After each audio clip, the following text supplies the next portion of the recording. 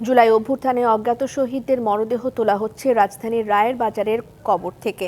সকালে কার্যক্রম শুরু করে সিআইডির প্রধান।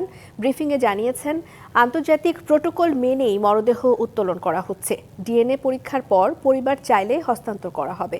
এখন পর্যন্ত 10 জনের পরিবার আবেদন করেছে। পুরো প্রক্রিয়ায় কত সময় লাগবে তা এখনো অনিশ্চিত। 4 আগস্ট ঢাকার chief metropolitan magistrate Mohammad Mostafizur রহমানের আবেদনের পর মরদেহ উত্তোলনের নির্দেশ দেওয়া হয়।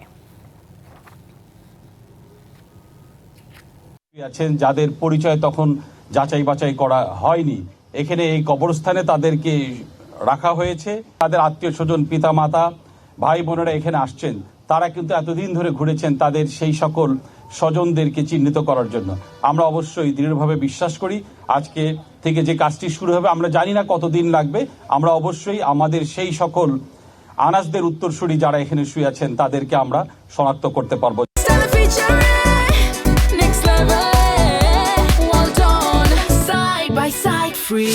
সেখানে আছেন আমাদের সহকর্মী রাকিব হোসেন, সরাসরি চলে যাচ্ছে তার কাছে। রাকিব, এখন প্রক্রিয়াটি কোন পর্যায়ে রয়েছে, কত সময় লাগতে পারে, সেই সাথে স্বজনদের সাথে কথা হয়েছে কিনা? দেখেন, সকাল থেকেই কিন্তু স্বজনরা এখানে ভিড় করেছেন। প্রায় আমরা 7-8 জন স্বজনের সঙ্গে কথা বলেছিলাম। তারা এই যে জুলাই অভ্যুত্থানের পরবর্তী সময়ে তারা নানান জায়গায় গিয়েছিলেন, যে তাদের যে নিখোঁজ স্বজনরা রয়েছেন তারা আসলে তাদের যে পরিচয় শনাক্তের যে বিষয়টি, তারা আসলে কোথায় কবর দেওয়া হয়েছে তাদের সেই বিষয়টা আসলে তারা অনিশ্চিত, এবং তারা খোঁজ খবর নিতেই কিন্তু এখানে এসেছেন, সিআইডির সঙ্গে কথা বলেছেন। আরেকটা বিষয় একটু জানাই যে সিআইডি যেই রায়ের বাজারের কবর থেকে তাদের কিন্তু মরদেহ উত্তোলনের কার্যক্রম কিন্তু শুরু হয়েছে। ইতিমধ্যে কার্যক্রম চলছে, তবে কখন নাগাদ কার্যক্রম শেষ হবে সেই বিষয়ে এখনো সিআইডি আমাদের জানাননি। তবে এখানে থেকে একজন ফরেনসিক বিশেষজ্ঞ এসেছেন, এবং তিনি এসে যেটা করেছেন, তিনি এখানে এই টিমের, সিআইডির যে টিম রয়েছে, বিশেষজ্ঞ টিম, সেই টিমের সঙ্গে তিনি কিন্তু কাজ করছেন।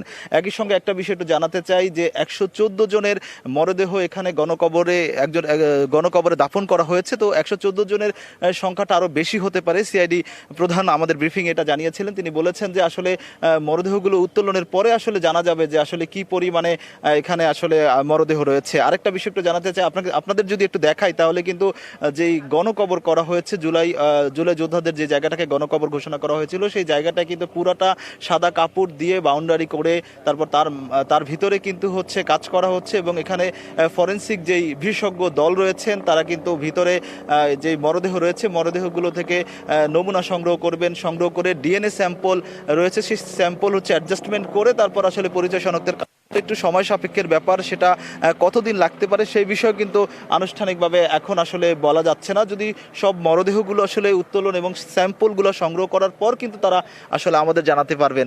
আরেকটা বিষয় জানাতে চাই, এখানে যারা বেওয়ারিশ হিসেবে ছিলেন জুলাই গণ অভ্যুত্থানের সময়, যাদের পরিচয় সাথে সাথে শনাক্ত করা যায়নি, তাদের বেওয়ারিশ হিসেবে এই রায়ের বাজারের কবরস্থানের এইখানেই কিন্তু আসলে দাফন করা হয়।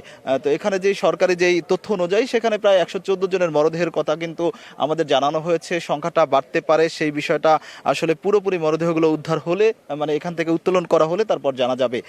এখানে যে স্বজনরা রয়েছেন তাদের সঙ্গে আমরা কথা বলেছি। স্বজনরা আমাদের যেটা জানিয়েছেন যে আসলে তারা বিভিন্ন সময় নানান জায়গায় বিভিন্ন সংস্থার কাছে গিয়েছেন তাদের পরিবারের সদস্যদের পরিচয় শনাক্তের জন্য।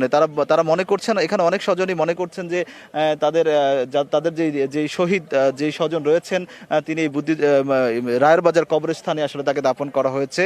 তো এখানে তারা বলছে স্বজন রয়েছেন, সেই স্বজন যদি এখানেও কবরস্থানে থাকে সেটা চিহ্নিত করা হোক, এবং চিহ্নিত করলে তারা ছিল এই বিষয়টা আসলে প্রক্রিয়ার অগ্রগতি হলে আপনার সাথে আবার আমরা যোগাযোগ করব। রাকিবকে ধন্যবাদ।